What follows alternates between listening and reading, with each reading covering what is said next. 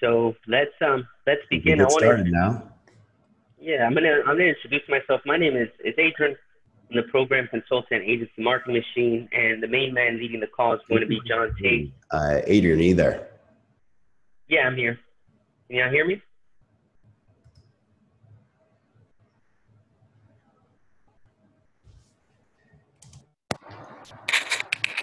Testing, testing, testing. Adrian, are you there? Yeah, I'm here. All Can I? right. I think we're going to go ahead and get started now. There's still some people getting into the meeting, but we've got a good group right now.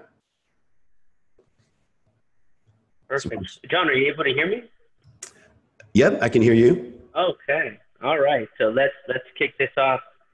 My name is Adrian. I'm the program consultant at Agency Marketing Machine. The other man on the call is the main man himself, John Tate.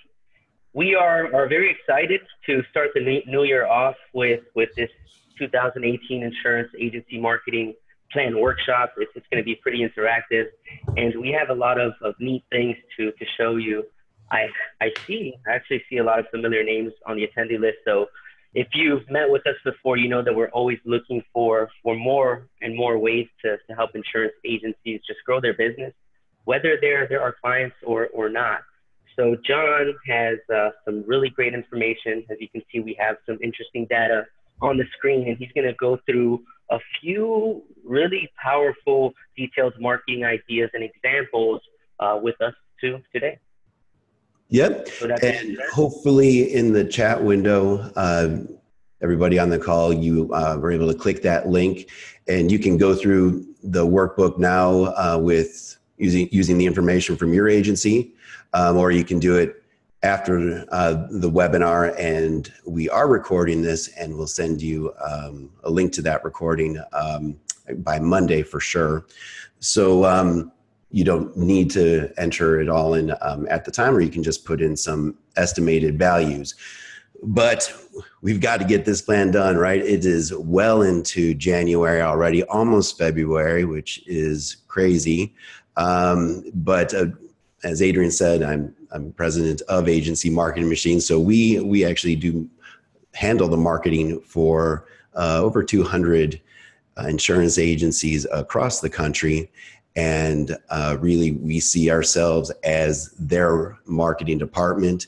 And I think there's nothing more important that we could do is figure out how we're going to go about hitting our goals. And we first have to establish the goals. So on this, there's people use, or agents use different verbiage, sometimes depending upon if they're a captive.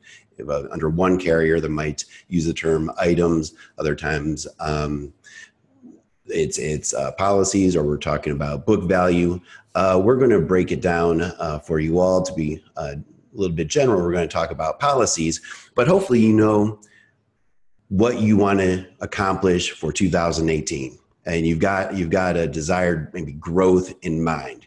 So in the workbook, in the areas where there's yellow, you're going to put in your information, and then that's going to give us some really good calculations. So total policies prior 12 months. You can just, even if you don't know it from 2017, from January to December, maybe you just have the trailing 12 months, you can do that as of today. You can put in that number. You can put in 4,000, put in 4,500 here just to change it up. Here's your total commission. So this is your total revenue, the prior 12 months that the agency brought in from those policies. All right, now where do you want to be at the end of the year? At the end of 2018, is there a specific growth percentage in mind? Is there certain things that you need to do in order to hit various maybe bonus levels or different commission levels? We want to make sure that you're reaching, because now's the time. Why not reach? Why not grow now? So we can put Any value in there? I have 10% for this example. All right, so then the total current customers, look at it as households, net retention. So this is your retention over all of the years that you've had your agency. Hopefully you have something that calculates it, because it's a bear to calculate yourself sometimes if you've been in business for a while. But basically it's the number of customers that you that are able to retain, obviously, from year to year. And then the current household bundling. We want to look at the households or customers that have multiple policies across various types. And you'll see why in a minute. So if you don't have all of these figures on hand, you can just put in some estimates maybe for now. And let's move on to the calculations tab. So on the bottom of the Excel document, there's a number of tabs. I just clicked on calculations. Okay, at the top here, we see to get that 10% growth, the policy goal is 4,950 and revenue is 440,000. So we're going to lose some policies because of the 87% retention that I used in the example. We're going to lose 644, and that's going to equate to about 57,200 in lost revenue. So because of that, that loss, we're actually going to need to grow 1,094 policies, and that's a revenue of 97,200. Sometimes when people are looking at retention, the first year retention is a lower number sometimes for agents, and so they calculate that 1 year retention and look at, okay, well, if I'm going to grow and I'm going to need 1,094 policies, if my retention is lower, drastically lower in a 1 year look back window, then I'm going to separate that out, and it's going to actually increase the number of policies that I would need in order to hit my growth numbers. I think that's overcomplicating things, because in the net retention, you are already including that lower figure possibly for the 1 year look back window. So I think there's not really any need to do that. All right, so there's some interesting information down here now. The average policy value, so that's $89 in commission over the course of a year, right? So it's a 6-month auto policy. We want to know how much in commission over the course of a year. Average policies per customer, this is 2.5. Average customer value, this is really interesting. Is $222 per customer, because my customers on average have 2.5 policies. So that customer to me, every year that I have them, is worth $222. Average customer lifetime, because of my 87% retention, that tells me exactly that an average customer is with me 7.7 years. It's the beauty of the insurance industry, right? I'm sure it's why you all went into it in the first place. It's that repeat revenue over and over again, and having somebody continuously give you that income for almost an 8-year span on average is amazing. And the average lifetime value over that 7.7 years times that $222, that's $1,709 in revenue you're going to get on average for each customer over their lifetime. Pretty good. Okay, so now we know the goals. How do we hit them? That's another question, right? Well, I break it down into 3 levers, 3 profit levers. Profit lever number 1 is sell to new customers. And this is the most popular. This is what everybody thinks about when they're thinking about how to grow their business. It's like, I have to get more customers, more and more customers. All right, well, you can do that. And if you got 437, or in this example, we got 437 new customers, we'll hit the goal. Now, profit lever 2 is to sell more to existing customers. Hopefully you have a nice existing customer base. That's another great thing in the insurance world is it's a large number. It's not like some maybe a financial institution that deals with wealthy people, and they might only have a few hundred customers or a few hundred clients. There's a lot more that we can do on the marketing side because of that high number of actual customers. So if we can sell more to the existing customers that we have, we can actually hit our goal without selling to any new customers. Remember, on the current values and goal on that tab, I put my bundling percentage at 52%. Well, that means 48%. My book it's not bundled. So that's a big number. That's actually 864 customers that I can target to try to sell other types of policies to them. And that's not to say that we can't sell more policies to existing customers that are already bundled. We probably will. And they're actually great targets too. But this is just showing how much opportunity there is in these other customers that we haven't yet maybe had the conversations with, or we haven't built a relationship up quite enough with them in order to help protect other parts of their lives. So if we sell 1.27 new items to every unbundled customer, we're going to hit our goal. So that's selling to 0 new customers. And that's actually, not a huge number, right? Now, profit lever 3, that's retaining customers longer. So what if we had 100% retention? We did not lose anybody. These policies, the 644 that we're estimating we'll lose, what if we didn't lose any? Well, that's going to be great. We're still going to need a little bit of help from one of these other 2 levers. For example, we could have 100% retention, and then we'd only need 180 new customers in addition, or we'd have 100% retention and sell about half of our currently unbundled customers, sell them a new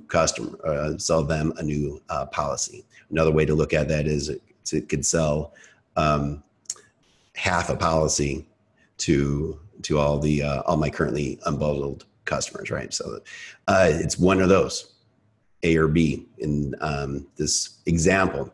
All right. So luckily, we don't have to just focus on one profit lever. We can move all 3 of them. So the total policies required to hit the goal, it's 1,094. So this is static. So don't click in the gray areas.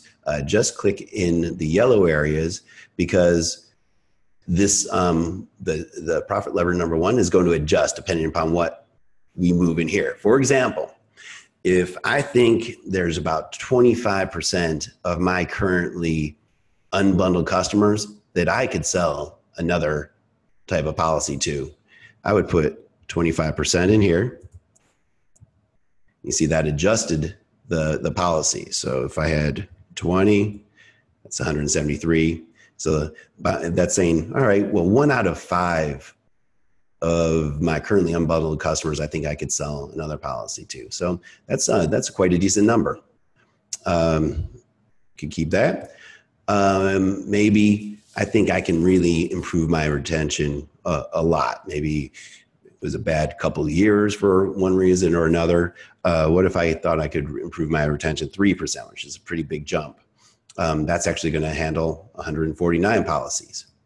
1%, 50 policies. Okay, so now we see that we can move the levers. I'm still getting quite a bit of help I'm going to need from profit lever number 1. It's going to handle about 67% of the load as far as what we're thinking here for selling to new customers and retaining customers longer.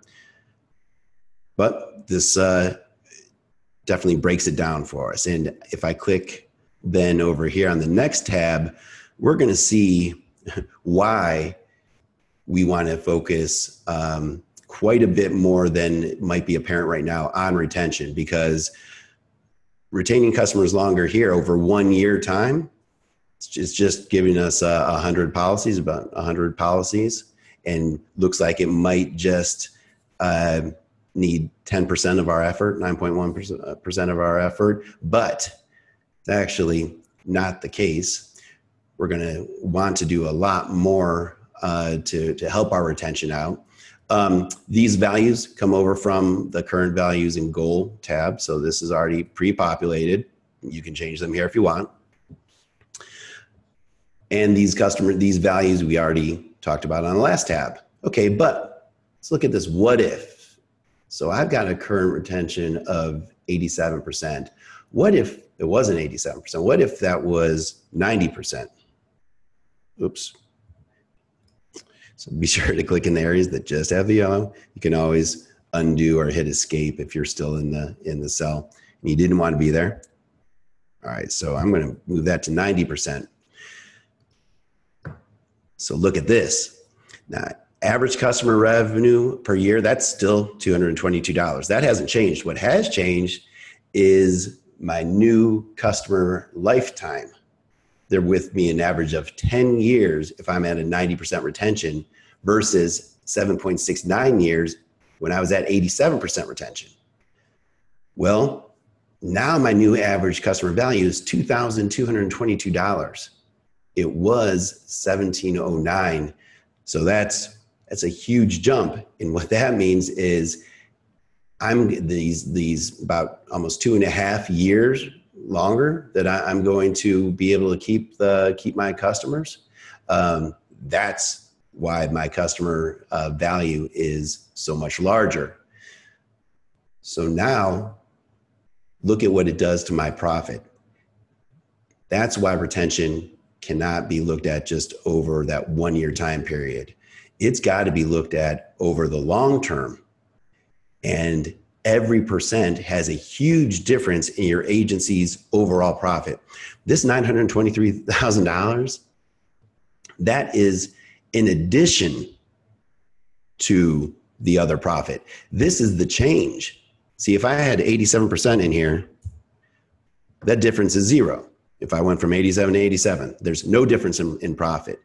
If I went to 91%, that's over $1.3 million in extra profit that I would have in my agency. What if I slipped? What if I went down to 85%? I'm losing out on over $400,000 in profit. That's huge. It makes sense, right? Because I went from 7.69 average customer lifetime years to 6.67. That's about 1 year of revenue. And my revenue last year in this example was $400,000. So that's why it is about $400,000 in lost profit because of that one more year. Retention is huge. You've got to pay close attention to it, and you've got to do the things that affect it. A lot of agents just don't know that there are things that can be done. And so just go after the shiny objects and focus on that profit lever one, which is selling more to new customers. So now the activities, we're not going to dive into too much detail in here. These values come across from what we had entered previously. So even though this profit lever says 99,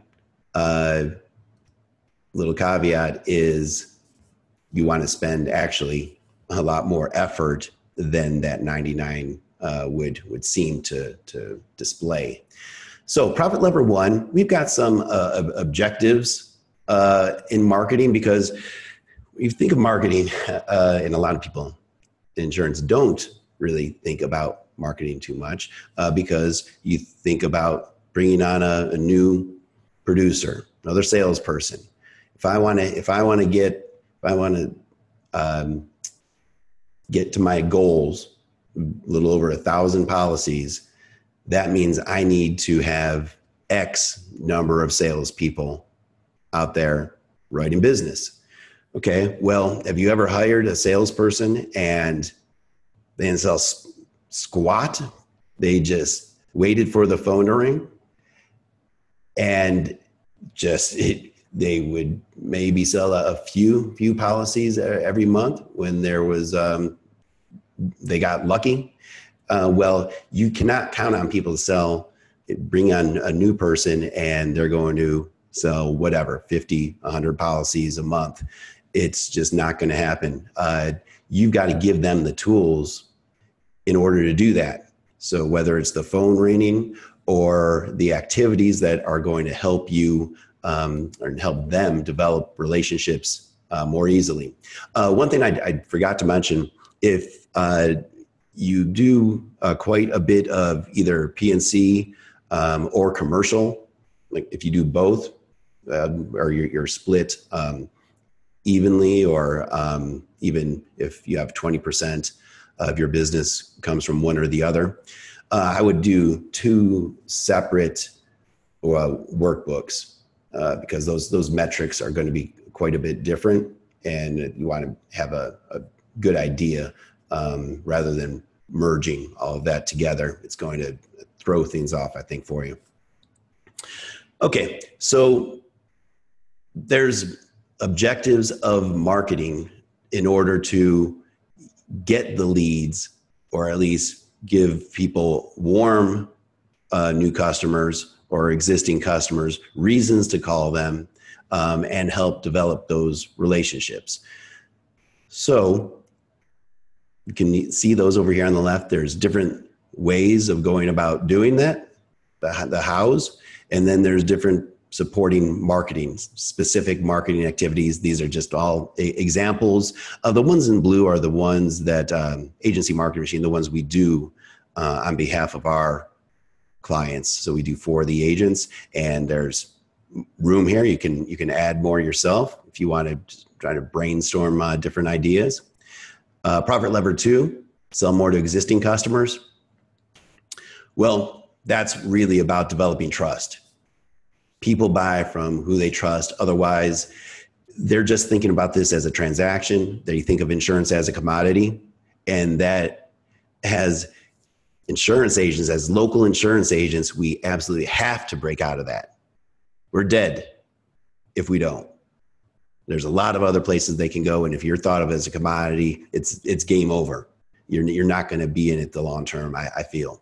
So let's develop those relationships. And there's different ways of going about doing that, and different supporting marketing activities that will help get that job done. Retaining customers. It's key, right? We're looking at millions in profit, pure profit based on your retention that can be had or lost. So there's things that can be done. There absolutely 100% are things that can be done if done consistently and done well that affect your retention. So here's some examples over here. And there is another column. It's the time frame. So some things don't happen overnight. We want it to, and we wish it would happen maybe sometimes faster. But it's also can be a competitive advantage because you can be the agents that do it consistently. You can be the agents that do the things others don't want to do or don't think are worth their time because they're not thinking about that end result, about that $900,000 in profit that could be awaiting them if they did it. So you've got to keep that number out there and play around with that retention model so you can see the power of retention, especially if you're in the low 80s right now. All right, let's look at plan detail. So this information was all brought over from the calculations that we did. We've got to look at, okay, where we want to be for the goal for the year, but then we've got to break it down into smaller buckets. And a great bucket to look at is by quarter and by month. So we can plan activities and look at like a monthly budget. Think about that. How much money do we have to invest every month? But then we want to have quarterly goals that will, if we hit those will make us hit our annual goal. So that's why we're looking at the policies per quarter. It's 273 policies a quarter I need to hit, and it's 91 policies per month. All right, so this information is going to get filled in from what's below. So I'm going to show you how that works in a second. This is an interesting question, I think, and I think it's one that most agents don't think about enough, if at all. But how much are you willing to pay to acquire a new policy? You can also think of it as acquiring a new customer, although that will be a different number. Let's think about a policy. So if you had a huge stack of cash on your desk and you had people, they're coming in and coming out, an unlimited number of people that were coming up to your desk, and they are going to buy a policy from you if you give them X dollars. So I'm not this, I'm probably not, it's not legal. So we're just talking about hypothetically, how much would you give them? Well, one policy is worth to you, or in this scenario, an average policy is worth $89 in commissions over a year. Well, over the lifetime, my average lifetime, 7.7 years, remember, that's worth $684. So how much would I give somebody in cash to get a policy if I know that on average, they're going to be with me 7.7 years? Well, I'd for sure give them $89, right? So what I'd get in commission over 1 year, because that's going to give me 6.7 more years of that commission. So yeah, 89 might be a value I'd put in there. I'd give a lot more. I'd probably give 3 times that, if not more, because it's gonna end up paying off for me. I would never want to make this value be anything close to $684, because then I'm not going to make any money whatsoever. And this really depends on your cash flow. The more money you have to spend to acquire new customers, the more you're gonna grow, and the more you're going to benefit up to a certain point. But most people, I think, this number is way too low, way too low. I would think that if we're looking at making this 1 year revenue, putting that at $89, that would make a 1 year return on investment. So that'd be 100% ROI. If I was able to acquire a new policy for $89, that means how much I'm going to spend in order to get those customers. So let's look at some examples. Let's say you have a direct mail campaign that goes out and you send 500 postcards. So you would modify all of this, but the things in the yellow you really want to adjust. So let's say, you know what? No, I'm gonna send 1,000 postcards out, and they cost me 35 cents each. And I think when I did this last month, I remember I got 5 phone calls, and we closed one of them. So that actually calculates a closing rate of 20%. So that was a new customer. But remember, a new customer, on average, they get 2.5 policies. So that's why the 2.5 is there, because I got 1 new customer. If I got 2 customers, that would be 5 policies. So now here, this is what's going to feed up here.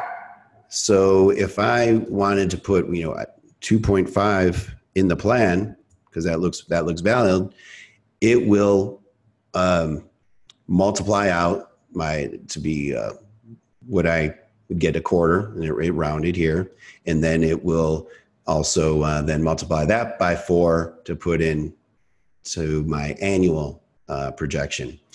But that's not too much. I mean, we've got a ways to go. We need 1,000 policies over the course of the year, 273 in this quarter, and I'm only getting 2.5 from this direct mail campaign. So that's not talking about the effort that goes into it, the graphics. You can put one-time setup costs in here because maybe I had to pay a graphic designer, $200.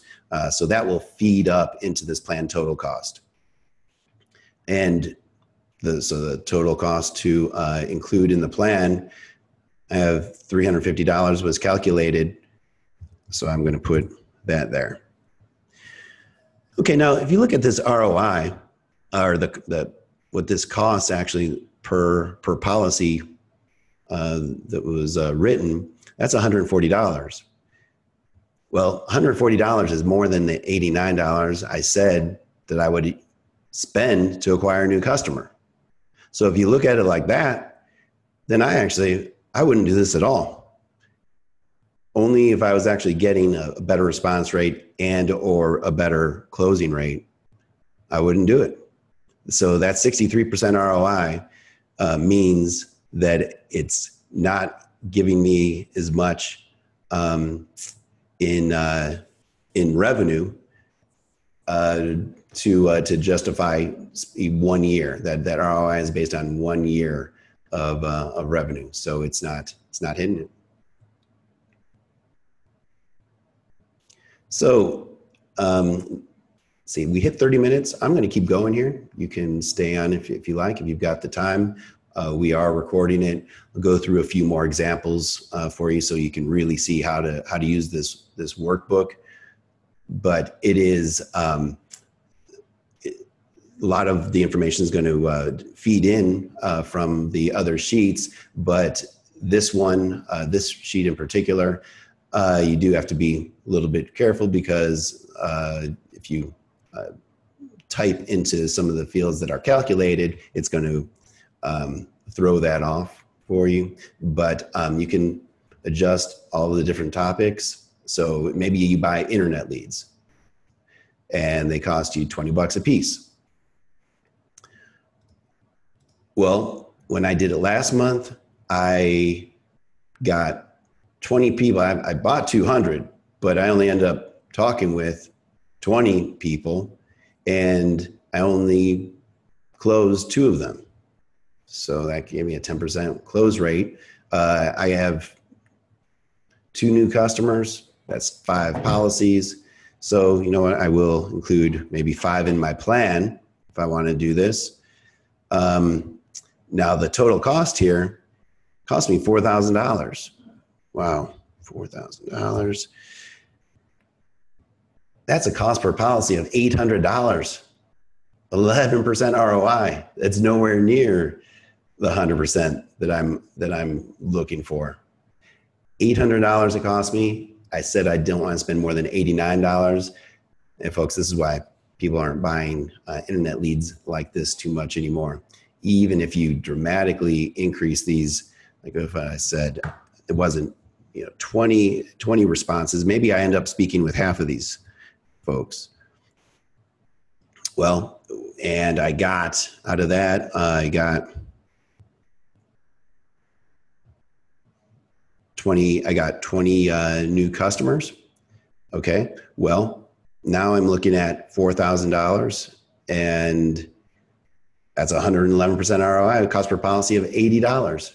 So if your response, if you're actually getting to speak with the people and your closing rate is decent, hey, it might be worth it. Might be worth it. Or if your follow-up processes are really honed and a lot of times automated, where you're able to reach out to people by phone, by email, by text again and again and again. If you're just buying the lead and if you don't talk to them, in a week, then it's done. That's, I think, going to be probably a waste of money that your cost per policy is just going to be way too high.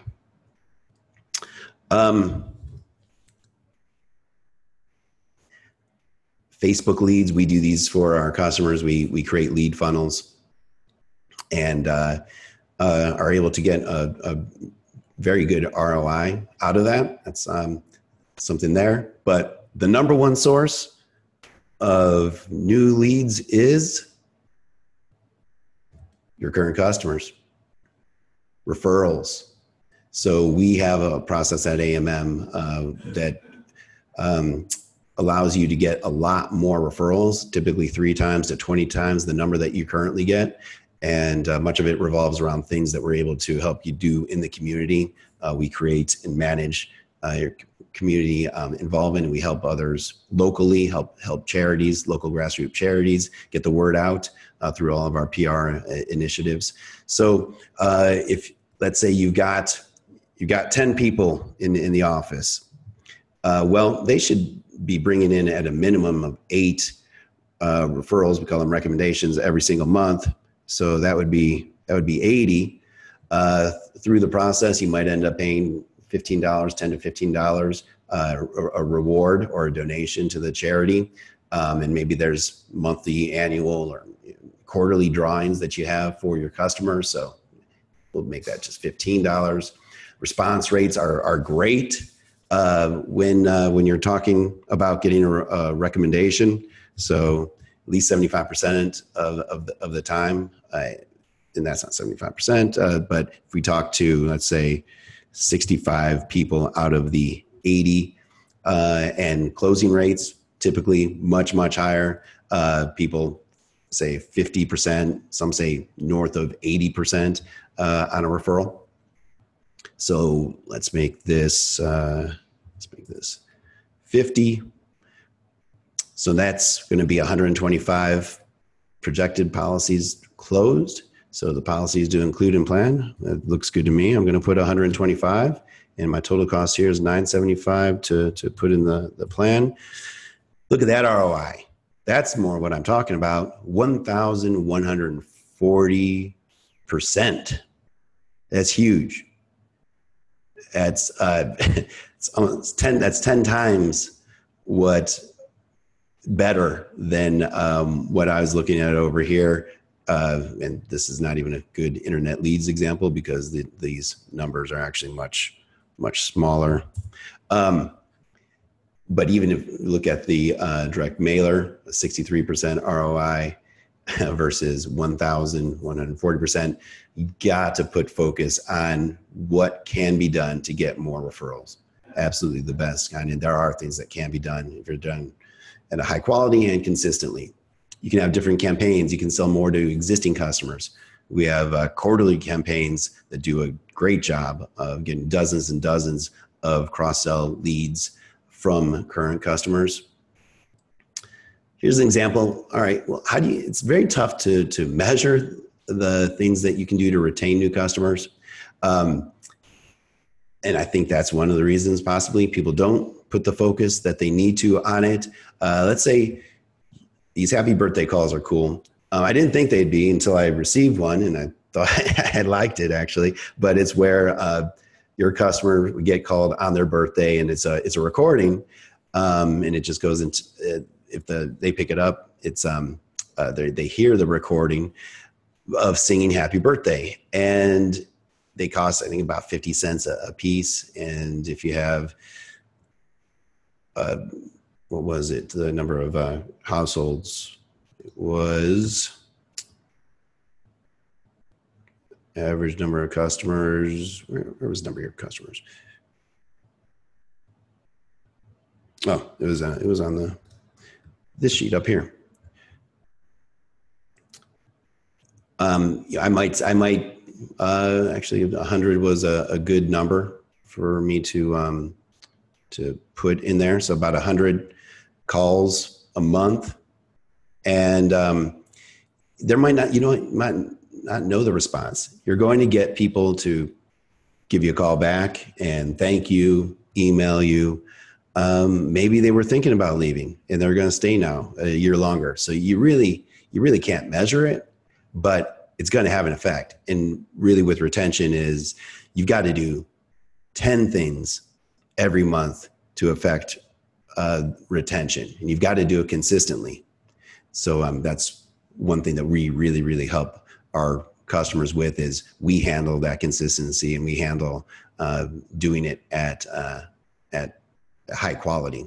In fact, there's another tab here that's plan detail AMM.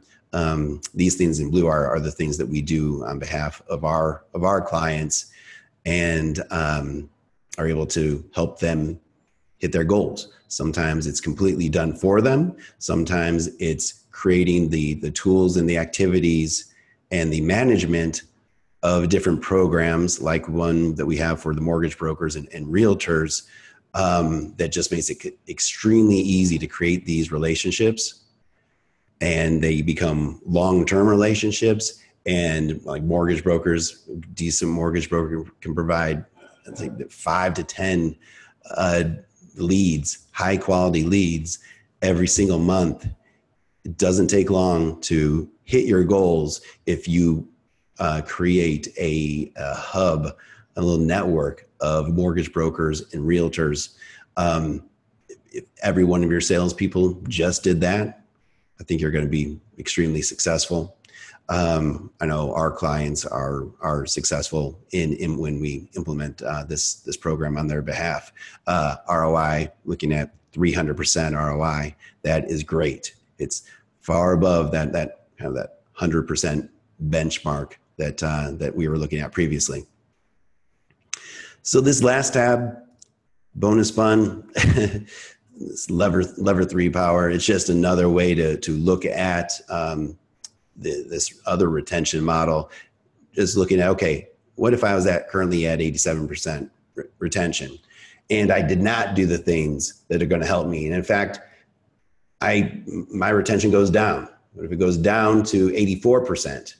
Or maybe what if I did do all the things to help me increase my retention, and I end up going up to 90%? Well, if we look at the difference between those two, 84 and in 90, well, now the additional profit, right, 923,000, we saw that before, that I can have if I move to 90, or I can miss out on 576,000 if I go down 84. You add those two together, that's $1.5 million. I think that is well worth the effort, well worth any money and time that goes into keeping my customers longer. So that's something that you can play around with yourself. All right, Adrian, I think that is it. If there's any questions, we can stay on a little bit longer, and I'll stop the recording, but you can just raise your hand somewhat. There's a Q&A button on the Zoom meeting window. But if not, all right, Adrian, if you can monitor that, I think we do have a question now. No, we had a question earlier about one of the attendees wanting to access the workbook. But does anybody have any questions right now?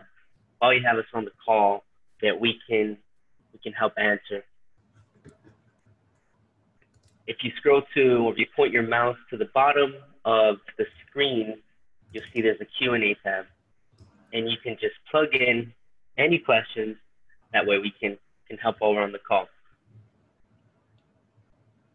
Okay, going once, going twice. All right. Well, we're going to put the package together with a recording, and then also another link to the workbook in case anyone wasn't able to access it during the call. We're going to try to have it delivered by Monday, the latest. So just keep an eye out for the details. But I think it was a pretty good webinar, John. Good job. All right. Well, thank you. And Adrian will actually, if you are interested in learning about these different activities that we do for our clients, he'd be happy to take you through a little demo of the program and show you the results that we're getting for our clients across the country. Absolutely. And one more thing I wanted to add on, feel free to access the blog section of our website.